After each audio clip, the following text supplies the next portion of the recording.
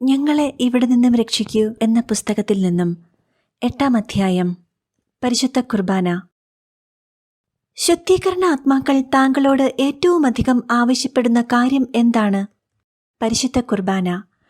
മിക്കവാറും കുർബാന കണ്ട് കാഴ്ചവെക്കാനും ബലിയർപ്പിക്കാനും ഏർപ്പാട് ചെയ്തും പിന്നെ ജപമാലയർപ്പണം, കുരിശിന്റെ വഴിയും മറ്റു പ്രാർത്ഥനകളും അവർക്കായി സമർപ്പിക്കുന്നു.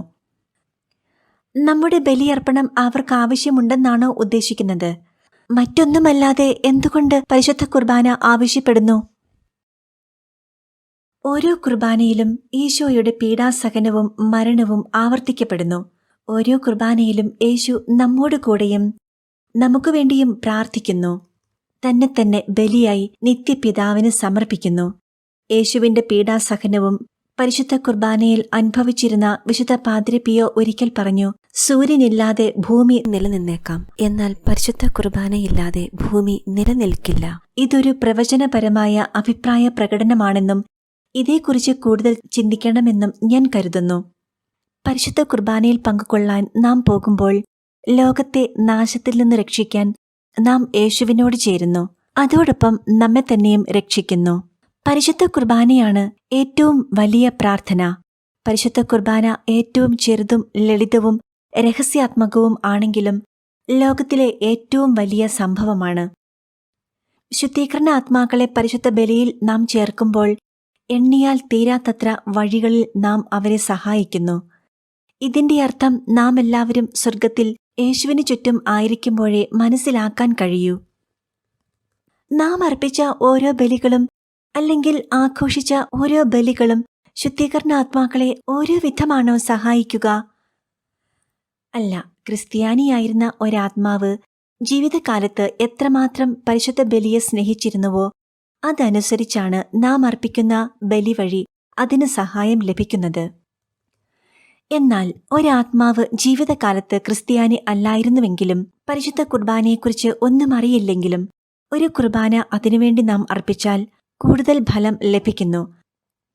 നാം സംബന്ധിക്കുന്ന ഒരു ദിവ്യബലി ജീവിച്ചിരിക്കുന്ന ഒരു വ്യക്തിക്ക് വേണ്ടിയായിരുന്നാൽ ശുദ്ധീകരണ ആത്മാക്കൾക്ക് വേണ്ടി അർപ്പിക്കുന്നതിനേക്കാൾ ആ വ്യക്തിക്ക് സഹായകരമായിരിക്കുമോ? എന്തുകൊണ്ട്? ജീവിച്ചിരിക്കുന്ന ഒരു വ്യക്തിക്ക് വേണ്ടി ബലിയർപ്പിക്കുന്നതാണ് അയാളുടെ മരണശേഷം ബലിയർപ്പിക്കുന്നതിനേക്കാൾ കൂടുതൽ പ്രയോജനകരം. കാരണം ഭൂമിയിലായിരിക്കുമ്പോൾ നമുക്ക് കൃപകൾ സ്വീകരിക്കാം. എന്നാൽ ഒരിക്കൽ ശുദ്ധീകരണ സ്ഥലത്ത് എത്തിയാൽ ഇതല്ല അവസ്ഥ. മാത്രമല്ല, ഇവിടെയായിരിക്കുമ്പോൾ അപകടങ്ങളിൽ പെടാതിരിക്കാൻ ആ വ്യക്തിക്ക് വളരെയധികം സഹായം നൽകാൻ നമുക്ക് സാധിക്കും. തിരുവോസ്തിയിൽ യേശു ഉണ്ട് എന്നതിന് വ്യക്തമായ തെളിവുണ്ടോ? ഉണ്ട്, തീർച്ചയായും ഉണ്ട്. വളരെയേറെ തെളിവുകളുണ്ട്. സഭയുടെ ചരിത്രത്തിൽ സംഭവിച്ചിട്ടുള്ള ദിവ്യകാരുണ്യ അത്ഭുതങ്ങളെപ്പറ്റി നിങ്ങൾക്ക് ധാരാളം വായിക്കാനുണ്ട്. ഒരു ഉദാഹരണം, തെരേസ ന്യൂമാൻ ഏതാണ്ട് 36 വർഷക്കാലം ദിവ്യകാരുണ്യവും ജലവും മാത്രം കഴിച്ച് ജീവിച്ചു. പ്രായമേറും തോറും അവരുടെ തൂക്കവും വർദ്ധിച്ചിരുന്നു. വടക്കൻ ഫ്രാൻസിലുള്ള ഒരു സ്ത്രീ 50-60 വർഷമായി കൂദാശ ചെയ്ത തിരുവോസ്തി മാത്രം കഴിച്ച് ജീവിക്കുന്നു. അല്പകാലം മുൻപ് ഇതിന്റെ സത്യാവസ്ഥ അറിയാൻ അവരുടെ മെത്രാൻ 2 ആഴ്ച ഒരു ആശുപത്രി മുറിയിൽ അവരെ പൂട്ടിയിട്ടു. പഴയതുപോലെ തന്നെ ആരോഗ്യവതിയായി അവൾ പുറത്തു വന്നു. മെത്രാൻ ഇതിന് നിർബന്ധം പിടിക്കുകയല്ല, അദ്ദേഹത്തിന് ചുമതല ചെയ്യുക മാത്രമാണ് ചെയ്തത്. ആ സ്ത്രീയാകട്ടെ അനുസരണം മൂലം അവളുടെ ചുമതലയും ചെയ്തു. അത്ഭുതങ്ങൾ സംഭവിക്കുമ്പോൾ യേശു അനുവദിക്കുന്നത് യഥാർത്ഥത്തിൽ അവിടുന്ന് ജീവന്റെ അപ്പമാണെന്ന് മനുഷ്യവംശത്തെ അറിയിക്കുകയാണ്. പിന്നെ താങ്കൾക്ക് ഇറ്റലിയിലെ ലാൻസിയാനോയിലെ ദിവ്യകാരുണ്യ അത്ഭുതത്തെക്കുറിച്ച് വായിക്കാം. ഏതാനും നൂറ്റാണ്ടുകൾക്കു മുൻപ് ഒരു തിരുവോസ്തി രക്തവും മാംസവുമായി മാറി. ഇത് സംഭവിച്ചത് പരിശുദ്ധ കുർബാനയുടെ സ്ഥാപന സമയത്താണ്. 1970 പോലും ഇതേ സംബന്ധിച്ച പരീക്ഷണങ്ങൾ നടത്തുകയും അത് ഒരു മനുഷ്യന്റെ ഹൃദയത്തിന്റെ പുത്തൻ പേശിയാണെന്ന് തെളിയുകയുമുണ്ടായി. എനിക്ക് ഏറ്റവും പ്രിയമുള്ള ദിവ്യകാരുണ്യ അത്ഭുതം സംഭവിച്ചത് ലാംഗ്വീസിലാണ്. കുറെ വാഴ്ത്തപ്പെട്ട ഓസ്തികൾ ഒരു ദേവാലയത്തിൽ നിന്ന് മോഷ്ടിക്കപ്പെട്ടു. മോഷ്ടിച്ചയാൾ ക്രിസ്ത്യാനി ആയിരുന്നുവെങ്കിലും ദൈവനിഷേധകരിൽ നിന്ന് കൈക്കൂലി വാങ്ങിയാണ് ഓസ്തികൾ എടുത്തു നൽകിയത്. ഇത് സംഭവിക്കുന്ന സമയത്ത് പെട്ടെന്ന് ഓസ്തികളിൽ നിന്നും രക്തം വരാൻ തുടങ്ങി. ഇതിൽ ഭാഗഭാക്കുകളായവർ നീതിപീഠത്തെ ഭയപ്പെട്ടും പരിഭ്രാന്തരായും ഓസ്തികൾ ഒരു തുവാലയിൽ പൊതിഞ്ഞ് ലാങ്വീസിനടുത്തുള്ള ഒരു കാട്ടിൽ കുഴിച്ചിട്ടു. അധികം താമസിയാതെ ഒരു പോളിഷ് പ്രഭു തന്റെ 4 കുതിരകളെ പൂട്ടിയ വണ്ടിയിൽ ഇതിനു സമീപത്തുള്ള റോഡിലൂടെ വന്നു. പെട്ടെന്ന് കുതിരകൾ നിന്നു. നിലത്ത് മുട്ടുകുത്തി നിന്നു. മനുഷ്യരുടെ പ്രയത്നം കൊണ്ട് അവര് അനങ്ങിയില്ല. ചാട്ടുവാറടി കൊണ്ടിട്ടും അവർ ചലിച്ചില്ല. പ്രഭു ചുറ്റുപാടും നിരീക്ഷിക്കുകയും രക്തമണിഞ്ഞ ഓസ്തികൾ കണ്ടെടുക്കുകയും ചെയ്തു. വാർത്ത 4 പാടും പരന്നു. ഒരു വൈദികൻ ലാങ്വീസിൽ നിന്ന് അനേകരോടുകൂടി ഘോഷയാത്രയായി എത്തി. ഈ സ്ഥലത്തുനിന്ന് ഓസ്തികൾ എടുത്ത് അവ മോഷ്ടിക്കപ്പെട്ട ദേവാലയത്തിൽ തിരികെ എത്തിച്ചു. മണിനാദങ്ങൾക്കിടയ്ക്ക് ദിവ്യകാരുണ്യം പുനഃസ്ഥാപിതമായി. നൂറ്റാണ്ടുകളായി ഈശോ അക്ഷരാർത്ഥത്തിലും മൂർത്തമായ വിധത്തിലും കൂദാശ ചെയ്യപ്പെട്ട ഓസ്തിയിൽ എഴുന്നള്ളിയിരിക്കുന്നതിന് ആയിരക്കണക്കിന് തെളിവുകളുണ്ട്. ലാൻസിയാനോ ഏറ്റവും പ്രശസ്തമായ സംഭവമാണെന്ന് മാത്രം. താങ്കൾക്ക് വ്യക്തിപരമായി തെരേസ ന്യൂമാനെ അറിയാമായിരുന്നുവോ? ഞാൻ 2 ആഴ്ച വൈകിപ്പോയി. അവരുടെ ശവകുടീരം ഞാൻ സന്ദർശിച്ച സമയം രോഗാവസ്ഥയിലായിരുന്നു. എന്നാൽ മടങ്ങി വന്നപ്പോൾ ഞാൻ തികച്ചും ആരോഗ്യവതിയായിരുന്നു. ശുദ്ധീകരണ ആത്മാക്കൾ പ്രാർത്ഥനയും പരിശുദ്ധ കുർബാനയും ധാരാളമുള്ള പട്ടണങ്ങളിൽ അത്ര തന്നെ പ്രാർത്ഥനയില്ലാത്ത പട്ടണങ്ങളിലേതിനേക്കാൾ കൂടുതലായി സമ്മേളിക്കാൻ സാധ്യതയുണ്ടോ? ഉവ്, തീർച്ചയായും അവർ അവരുടെ ബന്ധുജനങ്ങൾ അവർക്ക് വേണ്ടി വളരെയധികം പ്രാർത്ഥിക്കുന്നതിനാൽ അടുത്തടുത്തു നിൽക്കും. പ്രാർത്ഥനകളിലേതെങ്കിലും അവർക്ക് ഉപയുക്തമാകും എന്നു കരുതിയാണ് അവർ വരിക. ഇവിടെയാണ് പുരോഹിതരും മറ്റു നേതൃത്വ നിരയിലുള്ളവരും അവരെ ഉപദേശിക്കേണ്ടതും ചിലപ്പോൾ മൃതരായ ബന്ധുജനങ്ങളെയും സ്നേഹിതരെയും കാണാനും കേൾക്കാനും കഴിയുമെന്ന സത്യം മനസ്സിലാക്കി കൊടുക്കേണ്ടതും ആവശ്യമാണ്. ഭൗതികത മുറ്റിനിൽക്കുന്ന ലോകത്തിൽ ശബ്ദം കേൾക്കുന്നതും മറ്റും മാനസിക രോഗലക്ഷണങ്ങളായി തെറ്റിദ്ധരിക്കപ്പെടുന്നു. ഇത് സാത്താന്റെ വേലയാണ്. തീർച്ചയായും ചില ശബ്ദങ്ങൾ മാനസിക തകരാറ് മൂലം കേൾക്കാനാവും. മറ്റു ചിലത് തിന്മയുടെ ശക്തികൾ മൂലവും. ചിലത് ദൈവത്തിൽ നിന്നാവാം. അതൊരു വലിയ വരമാണ് താനും. വളരെ ലോലഹൃദയരും സംവേദനക്ഷമതയുള്ളവരുമായ നല്ല വ്യക്തികൾ ശബ്ദങ്ങൾ കേട്ടു എന്ന ഒറ്റ കാരണത്തിൽ അതിശയോക്തി കലർത്തി വലിയ ശബ്ദകോലാഹലങ്ങളോടെ മാനസിക രോഗികളായി മുദ്രയടിക്കപ്പെടുന്നുണ്ട്. അനുഭവങ്ങളും കാര്യങ്ങൾ തിരിച്ചറിയാനുള്ള കഴിവും ഇത്തരം കേസുകൾ അപഗ്രഥിക്കുവാൻ ആവശ്യമാണ്. എന്നാൽ ഇക്കാലത്തെ ഭൂരിപക്ഷം ഡോക്ടർമാർക്കും ഇതിനുവേണ്ട ജ്ഞാനമില്ല. അവരാണ് തീർച്ചയായും പരിശുദ്ധ കുർബാന അർപ്പിക്കുകയും പ്രാർത്ഥിക്കുകയും ചെയ്യേണ്ടത്. അതുവഴി ദൈവം ചെയ്യുന്ന കാര്യങ്ങൾ തിരിച്ചറിയുകയും വേണ്ടിയിരിക്കുന്നു. താങ്കളുടെ അഭിപ്രായത്തിൽ ഇക്കാലത്ത് ആളുകൾ അവരുടെ മരിച്ചുപോയ ബന്ധുക്കൾക്ക് വേണ്ടി വേണ്ടത്ര പരിശുദ്ധ കുർബാനകൾ അർപ്പിക്കുന്നുണ്ടോ? ഇല്ല, ഒട്ടും തന്നെയില്ല. എന്റെ ദൗത്യത്തിന് പ്രധാനമായ ഒരു ഉദ്ദേശം ഇപ്പോഴത്തേതിനേക്കാൾ അധികമായി ബലിയർപ്പണത്തിനും പ്രാർത്ഥിക്കാനും പ്രേരിപ്പിക്കുക എന്നതാണ്. ഇത് പതിവായി ചെയ്യുകയും വേണം. ഇവരുടെ പിറന്നാൾ ദിവസം, മാമോദിസ നടന്ന ദിവസം, വിവാഹദിനം, മരണദിവസം പ്രത്യേകമായി പ്രാർത്ഥിക്കണം. അവരെപ്പറ്റി കൂടുതൽ ചിന്ത വരുന്ന ദിവസവും പ്രാർത്ഥിക്കണം. ഇങ്ങനെ സംഭവിക്കുന്നതിന് ഒരു കാരണം കാണും. അതുകൊണ്ട് ഉടനടി പ്രാർത്ഥിക്കേണ്ടിയിരിക്കുന്നു. അവർക്ക് വേണ്ടി നമുക്ക് ചെയ്യാൻ കഴിയുന്നതൊക്കെ ചെയ്യുക. പരിശുദ്ധ കുർബാന അർപ്പണമാണ് അവർക്ക് നൽകാൻ കഴിയുന്ന ഏറ്റവും വലിയ സമ്മാനം. നാമദിവസം കൊണ്ട് താങ്കൾ ഉദ്ദേശിക്കുന്നത് എന്താണ്? ചിലരതിനെ പുണ്യവാന്റെ ദിവസമെന്ന് വിളിക്കുന്നു. ഇത് സഭ പ്രത്യേകമായി ഒരു പുണ്യവാന് പുണ്യവതിക്ക് തിരഞ്ഞെടുത്ത ദിവസമാണ്. ഉദാഹരണത്തിന് താങ്കളുടേത് ഡിസംബർ 6 ആണെന്നിരിക്കട്ടെ. അത് വിശുദ്ധ നിക്കോളാസിന്റെ തിരുനാൾ ദിവസമാണ്. കുട്ടികൾക്ക് പിറന്നാൾ ദിവസം ഭൗതിക വസ്തുക്കൾ സമ്മാനമായി നൽകുന്നതിനേക്കാൾ അവരുടെ നാമകാരണമായ വിശുദ്ധരെപ്പറ്റി പഠിക്കുകയാണെങ്കിൽ അത് അവരുടെ ജീവിതത്തിൽ വലിയ ഒരുക്കത്തിന് കാരണമാവുകയില്ലേ? തീർച്ചയായും പിറന്നാളുകൾ സുപ്രധാനമാണ്.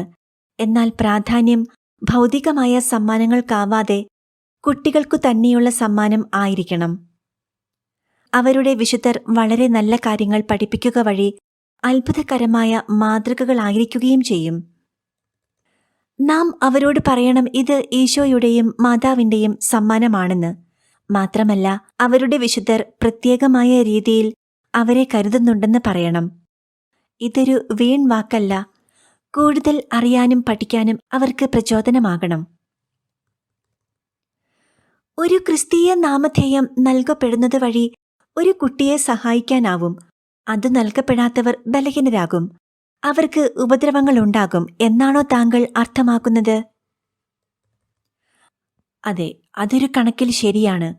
ആരുടെ പേരാണോ ഒരു കുട്ടിക്ക് നൽകപ്പെട്ടിരിക്കുന്നത്, ആ വിശുദ്ധൻ അല്ലെങ്കിൽ വിശുദ്ധ സ്വയം പ്രേരിതമായ സ്നേഹത്തോടെ, ശക്തിയോടെ, സംരക്ഷണത്വരയോടെ രംഗത്തുവരും.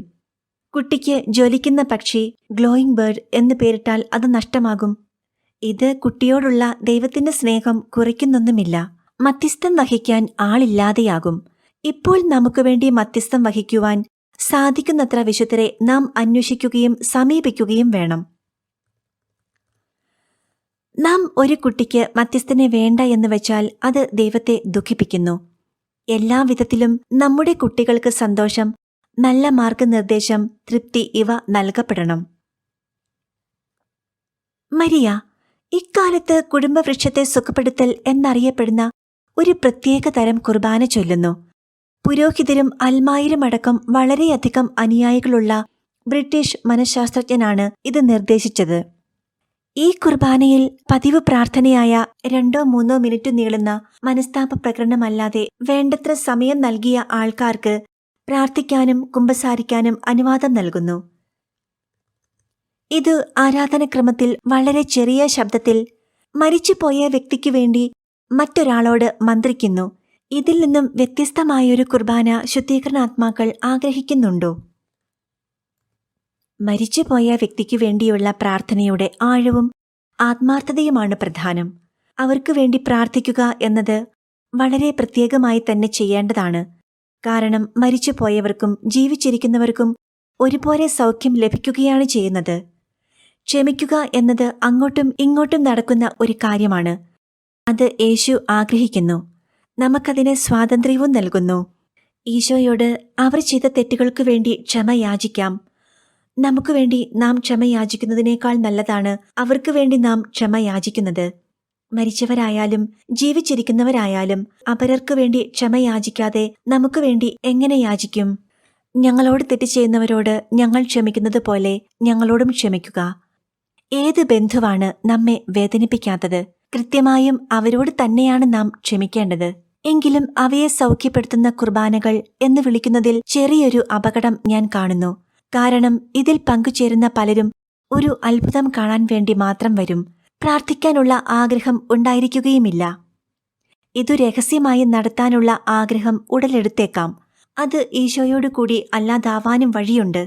എന്നാൽ ഈശോ ആരെയും ഉപേക്ഷിക്കാനും ആഗ്രഹിക്കുന്നില്ല. ഇത്തരം സാഹചര്യങ്ങൾ നമുക്ക് മനസ്സിലാക്കാം.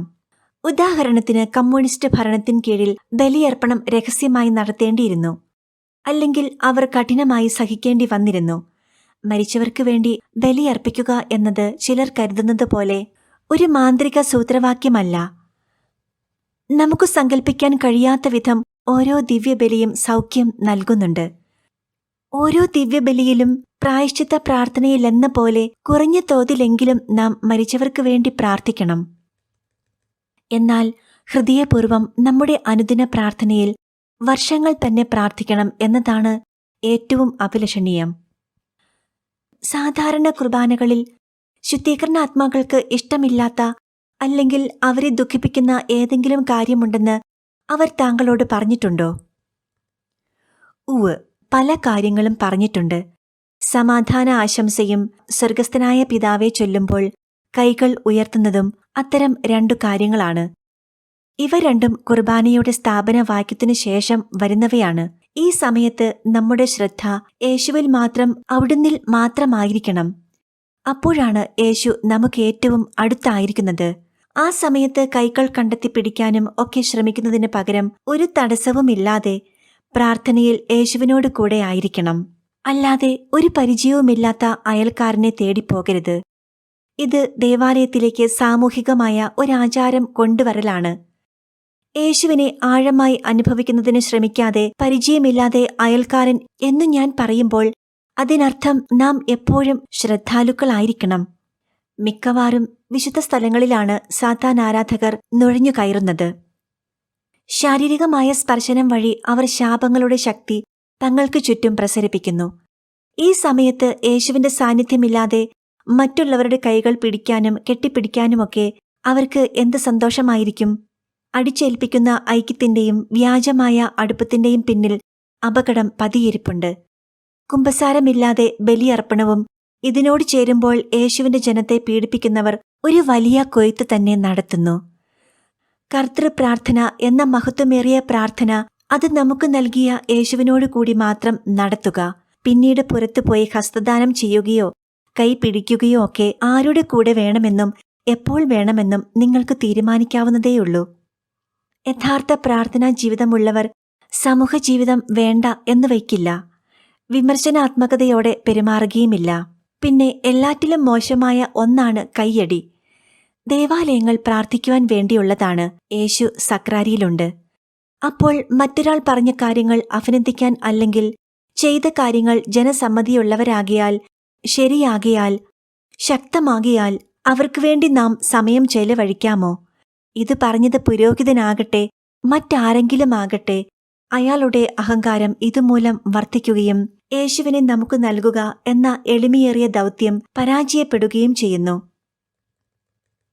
മാത്രമല്ല, ആരാധന എന്തെന്ന് എല്ലാവരെയും, പ്രത്യേകിച്ച് കുട്ടികളെ നാം പഠിപ്പിക്കേണ്ടതാണ്. അവർ സ്കൂളുകളിൽ കൈകോർത്ത് പിടിക്കുന്നു, കൈകൊട്ടുന്നു.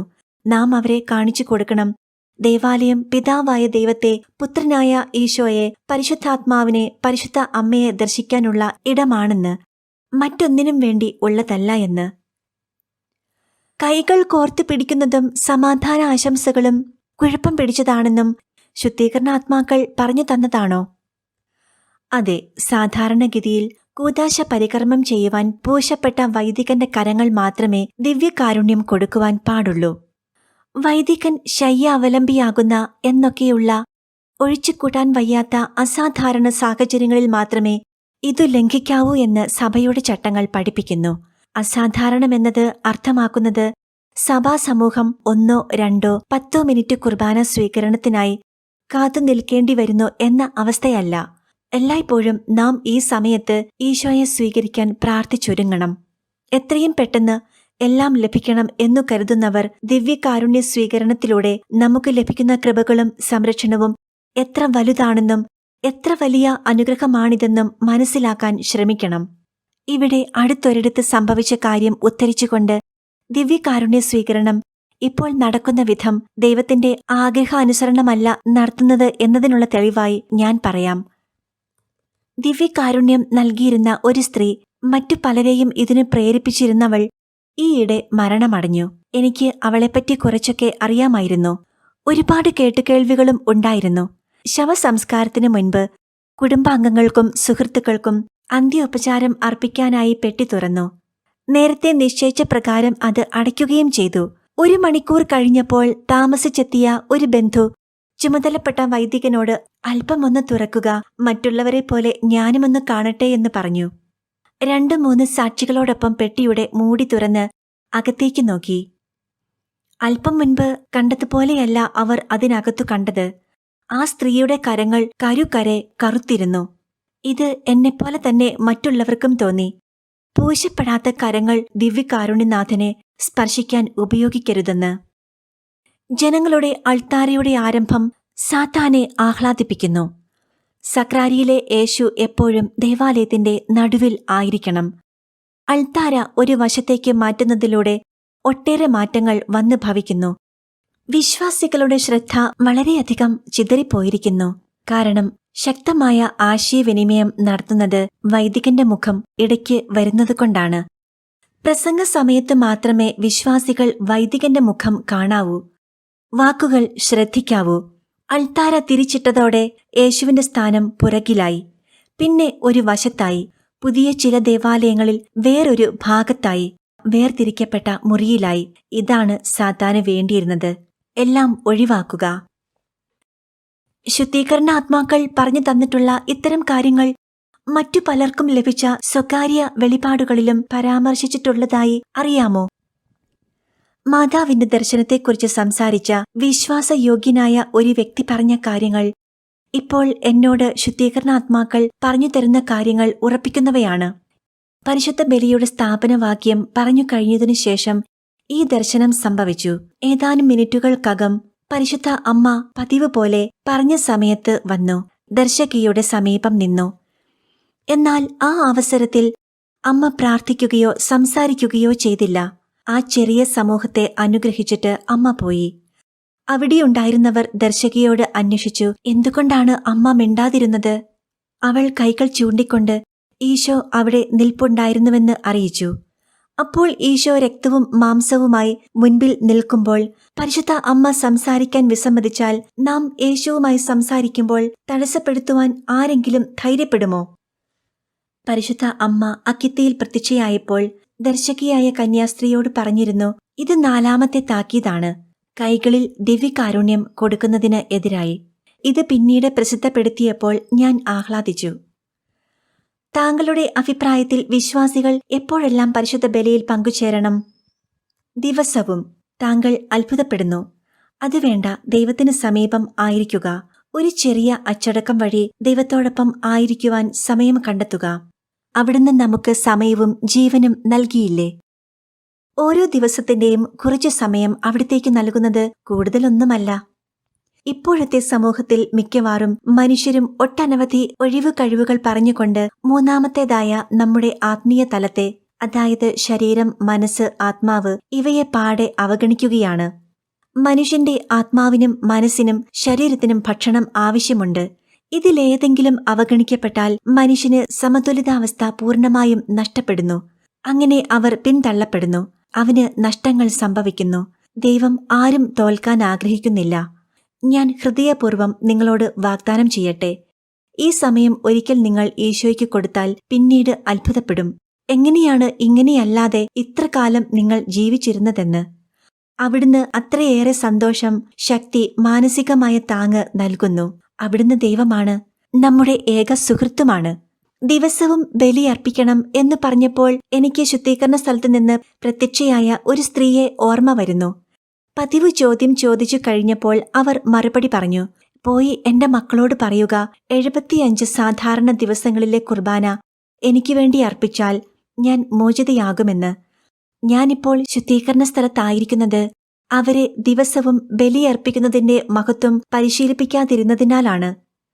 ഞാൻ ഈ കുടുംബത്തെ വിളിച്ച് അവരുടെ അമ്മയുടെ നിർദ്ദേശം അറിയിച്ചു.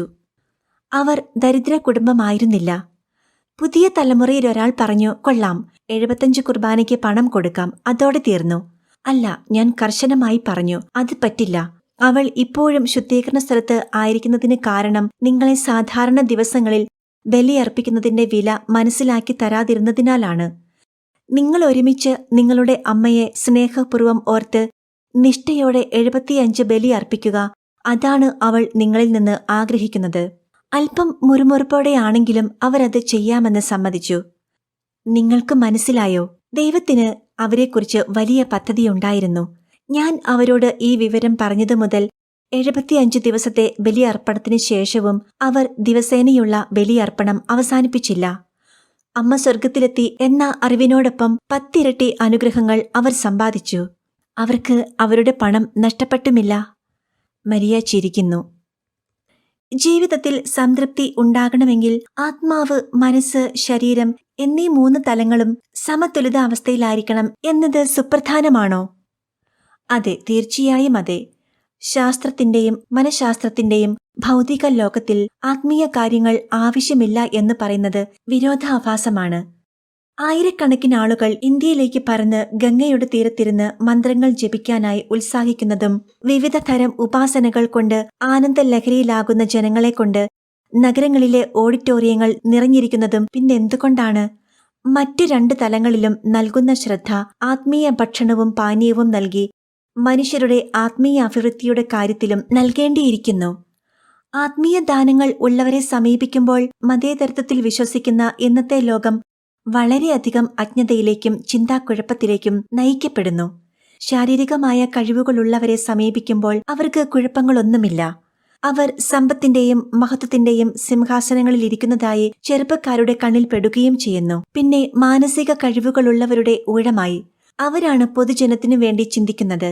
എന്നാലും ആത്മീയ ദാനങ്ങൾ ഉള്ളവരുടെ സാന്നിധ്യത്തിൽ ഇവരെല്ലാം പെട്ടെന്ന് ചിന്താക്കുഴപ്പത്തിലാവുകയും ഇതെല്ലാം ദൈവത്തിൽ നിന്നാണോ എന്ന് തിരിച്ചറിയാൻ വിഷമിക്കുകയും ചെയ്യുന്നു. മിക്കവാറും എല്ലാവരും തന്നെ കേട്ടിരിക്കും, സാത്താൻ ആവസിക്കുന്ന ആളുകൾക്ക് അസാമാന്യമായ മെയ്ക്കരുത്തും കഴിവുകളും ഉണ്ടായിരിക്കുമെന്ന്. സാത്താനായിരുന്നു മാലാഖമാരിൽ ഏറ്റവും ബുദ്ധിമാനെന്നും അതുകൊണ്ട് ലോകം ബുദ്ധിമാന്മാരെന്ന് പറയുന്നവരെ വശത്താക്കാനും അവരിലൂടെ പ്രവർത്തിക്കാനും വളരെ എളുപ്പമാണ്. അതുകൊണ്ട് അസാധാരണമായ ആത്മീയതയുമായി ആരെങ്കിലും വന്നാൽ അവർ നമുക്ക് സാധാരണ എല്ലാവരും ആഗ്രഹിക്കുന്ന വിജയം, ശക്തി, അധികാരം, കപടസ്നേഹം മുതലായവ നൽകിയില്ലെങ്കിലും അവരെ ഭ്രാന്താലയത്തിലേക്ക് പറഞ്ഞുവിടും. ശാരീരികമായ കഴിവുകൾ നൽകപ്പെട്ടവർ അവരുടെ മനസ്സും ആത്മാവും നന്നായി ശ്രദ്ധിക്കണം. മാനസിക കഴിവുകൾ നൽകപ്പെട്ടവർ ശരീരവും ആത്മാവും പരിപാലിക്കണം. അതുപോലെ തന്നെ ആത്മീയ വരദാനങ്ങൾ നൽകപ്പെട്ടിട്ടുള്ളവർ മറ്റു 2 ഭാഗങ്ങളും വിനയപൂർവ്വം ശ്രദ്ധിക്കുകയും എല്ലാവിധത്തിലുമുള്ള സമതുലിതാവസ്ഥ പാലിക്കുകയും ചെയ്യണം. എല്ലാറ്റിലും സമനില പാലിക്കുക, ഇത് ഏറ്റവും പ്രധാനപ്പെട്ട കാര്യമാണ്. പരിശുദ്ധ കുർബാന ഈ 3 തലങ്ങളിലും പരിപൂർണമായി നൽകപ്പെടുകയാണ്. ഈശോയുടെ യഥാർത്ഥത്തിലുള്ള സാന്നിധ്യം ആത്മാവിനും സുവിശേഷവും മറ്റ് സഭാ പാരമ്പര്യങ്ങളും പഠനങ്ങളും മനസ്സിനും അപ്പവും വീഞ്ഞും ശരീരത്തിനും നൽകപ്പെടുന്നു. ആത്മീയ കാര്യങ്ങൾ അവഗണിക്കപ്പെടുമ്പോൾ മനുഷ്യർ ബലഹീനരായി തീരുമ്പോൾ എന്തു സംഭവിക്കുന്നു? സുപ്രധാനമായ ഘടകം പ്രവർത്തനക്ഷമമല്ലാതെ വരുമ്പോൾ ഉപബോധ മനസ്സ് ഒരു കൈത്താങ്ങ് തിരയും. ഇത് എന്തിലെങ്കിലുമുള്ള ആശ്രയത്വത്തിലേക്ക് നയിക്കുന്നു.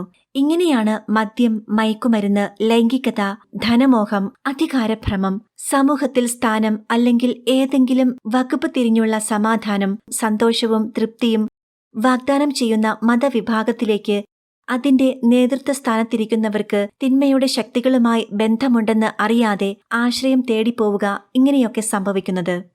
പരിശുദ്ധ കുർബാനയാണ് ഈ ആവശ്യങ്ങളെല്ലാം നിറവേറ്റുന്നതെന്നാണോ താങ്കൾ പറയുന്നത്? സ്പഷ്ടമായും അതെ. അത് തന്നെയാണ് ദൈവത്തിലെത്തുവാനുള്ള നമ്മുടെ ഏറ്റവും ശക്തമായ വഴി. ദൈവം നൽകിയിരിക്കുന്ന ഏറ്റവും ശക്തമായ പ്രാർത്ഥനയാണത്. നമ്മോടുള്ള അവിടുത്തെ സ്നേഹം, പരിപൂർണമായ ത്യാഗം നമുക്ക് ചിന്തിക്കാൻ പോലും സാധിക്കാത്ത വഴികളിലൂടെ പരിശുദ്ധ കുർബാന വഴി നമുക്ക് ലഭിക്കുന്നു. ശുദ്ധീകരണ ആത്മാക്കൾക്ക് വേണ്ടി അർപ്പിക്കുന്ന പരിശുദ്ധ ബലിയിലൂടെ നമുക്കെങ്ങനെ സമ്പൂർണമായി നൽകാൻ കഴിയും? ഏറ്റവും എളുപ്പമുള്ള, സ്നേഹം കുറഞ്ഞ, മടി പിടിച്ച ഒരു കാര്യം ചെയ്യാവുന്നത് അവർക്ക് വേണ്ടി ചെറിയൊരു തുക കൊടുക്കുകയും പുരോഹിതന്റെ പുസ്തകത്തിൽ അവരുടെ പേരെഴുതിക്കുകയും ചെയ്യുക എന്നതാണ്. ഒരു ആത്മാവിനു വേണ്ടി ബലിയർപ്പിക്കപ്പെടുമ്പോൾ ഒരു ബന്ധുവോ സ്നേഹിതനോ ഉണ്ടെങ്കിൽ മോചനവും സൗഖ്യവും വളരെ എളുപ്പത്തിൽ നടക്കുന്നുവെന്നതിന് തെളിവുകളുണ്ട്. പുസ്തകത്തിൽ പേരെഴുതുകയും ഒരാൾ മധ്യസ്ഥം പ്രാർത്ഥിക്കുകയും ചെയ്യുമ്പോൾ വളരെ ഗുണകരമായിരിക്കുമെന്നും ഇതാണ് അവരെ സഹായിക്കുവാൻ കഴിയുന്ന നമ്മുടെ സ്നേഹം നിറഞ്ഞ വിശുദ്ധമായ പൂർണ്ണമായ പ്രവൃത്തി എന്ന് ഉറപ്പിച്ചു പറയുന്നു. പള്ളിയിലെ പുസ്തകത്തിൽ പേരെഴുതിക്കുക, ഓരോ പരിശുദ്ധ കുർബാനയിലും ഒരു പേര് മാത്രം ഈശോയോട് പറയുക എന്നതൊക്കെയാണ് ഏറ്റവും നല്ലത്. ഇപ്പോൾ വൈദികരുടെ എണ്ണം കുറവായതിനാൽ നേരത്തെ പറഞ്ഞുറപ്പിച്ച പരിശുദ്ധ ബലികൾ നടത്തുക അസാധ്യമാണെന്ന് എനിക്കറിയാം. 3 പേരുകൾ പറയുക സാധാരണമാണിപ്പോൾ. എന്തുകൊണ്ട് 30 പേരുകൾ പറയുന്നില്ല? പ്രത്യേകിച്ച് സാമ്പത്തിക ആവശ്യങ്ങൾ ഏറെ നമുക്കുള്ളതിനാലാവാം. ഒരു പേര് മാത്രമേ ഒരു കുർബാനയിൽ അർപ്പിക്കാവൂ. എനിക്കു ലഭിക്കുന്ന കുർബാനകളെല്ലാം ഫാത്തിമയിലെ കർമ്മലിത്ത ആശ്രമത്തിലേക്കാണ് അയക്കുക. ഒരു കുർബാനയിൽ ഒരു പേര് മാത്രമേ അവർ പറയൂ. അവർക്ക് പണത്തിന് ഞെരുക്കമുണ്ട് താനും. സമ്പൂർണ്ണ ഫലം ഒരാത്മാവിന് ലഭിക്കാൻ ആഗ്രഹിക്കുന്നുണ്ടെങ്കിൽ സമയവും കാലവും ഇക്കാര്യത്തിൽ പ്രധാനമല്ലെങ്കിലും തീർച്ചയായും പേര് പറഞ്ഞു ചൊല്ലുന്ന കുർബാന തന്നെ കൂടണം. ഇത് മനസ്സിൽ സൂക്ഷിച്ചാൽ തമ്മിൽ കൂട്ടിമുട്ടുന്ന കാര്യപരിപാടികൾ ലഘൂകരിക്കാനും നിയമാനുസൃതം കാര്യങ്ങൾ നിശ്ചയിക്കാനും യാത്രകൾ ക്രമീകരിക്കാനുമൊക്കെ സാധിക്കും. സമയത്തിന്റെയും കാലത്തിന്റെയും കാര്യം വരുമ്പോൾ ഓർക്കുക, ദൈവം ദൈവമാണ്. ഞാൻ ഒരു കാര്യം ശ്രദ്ധിച്ചിട്ടുണ്ട്. ബലി അർപ്പിക്കുന്നതിന് മുൻപ് തന്നെ സൗഖ്യം നടന്നിരിക്കും. ഞാൻ അർത്ഥമാക്കുന്നത് ശുദ്ധീകരണ ആത്മാക്കളുടെ സ്വർഗപ്രാപ്തിയോടൊപ്പം ജീവിച്ചിരിക്കുന്നവരുടെ ഭാരം അപ്രത്യക്ഷമാവുകയും കുർബാന ആവശ്യമായിരുന്നുവെന്ന് മനസ്സിലാവുകയും ചെയ്യും. ഇക്കാര്യങ്ങളിലുള്ള ആവശ്യങ്ങൾ നല്ല ഉദ്ദേശത്തോടെയാണെന്ന് ദൈവത്തിനറിയാം. അതിന്റെ ഫലം പെട്ടെന്നുണ്ടാവുകയും ചെയ്യും. കാരണം ആരും തന്നെ വേണ്ടതിലധികം ഒരു സെക്കൻഡ് പോലും സഹിക്കുന്നത് ദൈവത്തിനിഷ്ടമില്ല. ശുദ്ധീകരണ ആത്മാക്കൾക്ക് വേണ്ടി ബലിയർപ്പിക്കുന്നത് വളരെ ഫലപ്രദമാണെന്ന് ഒരാത്മാവ് വളരെ വ്യക്തമായി താങ്കളെ അറിയിച്ച ഒരു സംഭവം പറയാമോ? ശുദ്ധീകരണ ആത്മാക്കളെ വളരെ കൂടുതൽ സഹായിക്കാൻ ആഗ്രഹിച്ച ഒരു സ്ത്രീയെ എനിക്കറിയാം. അവൾ തന്റെ അമ്മയോട് ചോദിച്ചു അവർക്ക് വേണ്ടി എന്താണ് ചെയ്യേണ്ടതെന്ന്. അമ്മ പറഞ്ഞു, എല്ലാ ഞായറാഴ്ചയും ഒന്നിനു പകരം 2 ബലികൾ അർപ്പിക്കുവാൻ. കുറച്ചുനാൾ അവൾ ഇങ്ങനെ ചെയ്തു. എന്നാൽ ഒരു വൈദികൻ ഇതു ശ്രദ്ധിച്ചു. എന്തിനാണ് 2 വട്ടം ബലി അർപ്പിക്കുന്നത് എന്ന് അന്വേഷിച്ചു. അവൾ മറുപടി പറഞ്ഞു, ഇത് ശുദ്ധീകരണാത്മാക്കൾക്ക് വേണ്ടിയാണെന്ന്. വൈദികന് അത് അംഗീകരിക്കുവാൻ കഴിഞ്ഞില്ല. മാത്രമല്ല, 2ാമത്തെ ബലിക്ക് ഒരു വിലയും ഇല്ല എന്നുകൂടി പറഞ്ഞു. ഹൃദയം തകർന്ന് ചിന്താക്കുഴപ്പത്തോടെ അവൾ 2 വട്ടം ബലിയർപ്പണം നിർത്തി. പഴയതുപോലെ ഒരു ബലി മാത്രം അർപ്പിക്കുവാൻ ആരംഭിച്ചു. അധികം താമസിയാതെ ഈ വൈദികൻ മരണമടഞ്ഞു. എന്നിട്ട് ഈ സ്ത്രീക്ക് പ്രത്യക്ഷപ്പെട്ടു പറഞ്ഞു, അദ്ദേഹം മുടക്കിയ അത്രയും ബലികൾ ഈ സ്ത്രീ അർപ്പിക്കാതെ അദ്ദേഹം വിമോചിതനാവുകയില്ല എന്ന്. അദ്ദേഹത്തിന്റെ ഉപദേശം തെറ്റായിരുന്നുവെന്നും സമ്മതിച്ചു. ഇക്കാലത്ത് ഇത്തരം ഉപദേശങ്ങൾ വളരെ സാധാരണമാണ്. പിന്നീട് പരിതപിക്കേണ്ടി വരുമെന്ന് മാത്രം. ശാസ്ത്രത്തെപ്പറ്റി താങ്കൾ നേരത്തെ പറഞ്ഞല്ലോ. ശാസ്ത്രജ്ഞന്മാർ കണ്ടെത്തിയ ഏതെങ്കിലും സത്യങ്ങൾ തിരുത്തേണ്ടതായിട്ടുണ്ടെന്ന് ശുദ്ധീകരണാത്മാക്കൾ പറഞ്ഞിട്ടുണ്ടോ? ഇപ്പോൾ എനിക്ക് ഇത്തരം ഒരു കാര്യം ഓർമ്മ വരുന്നു. ഹവ്വ ജീവിച്ചിരുന്ന സ്ഥലത്തെയും കാലത്തെയും പറ്റിയാണ് അത്. അമേരിക്കയിലും മറ്റു ചില ഇടങ്ങളിലുമുള്ള ശാസ്ത്രജ്ഞർ അത്യാധുനിക പഠനങ്ങൾക്കു ശേഷം വിശ്വസിക്കുന്നത് ഹവ്വ ജീവിച്ചിരുന്നത് 2,50,000 വർഷങ്ങൾക്കു മുൻപ് വടക്കേ ആഫ്രിക്കയിൽ അല്ലെങ്കിൽ ഏഷ്യ മൈനറിൽ ആയിരുന്നുവെന്നാണ്. എന്താണ് സത്യമെന്ന് ഞാൻ ശുദ്ധീകരണാത്മാക്കളോട് ചോദിച്ചു. അത് ശരിയല്ലെന്നായിരുന്നു അവരുടെ മറുപടി. അതുകൊണ്ട് ശാസ്ത്രജ്ഞർക്ക് ഇനിയും ജോലി ബാക്കിയുണ്ട്.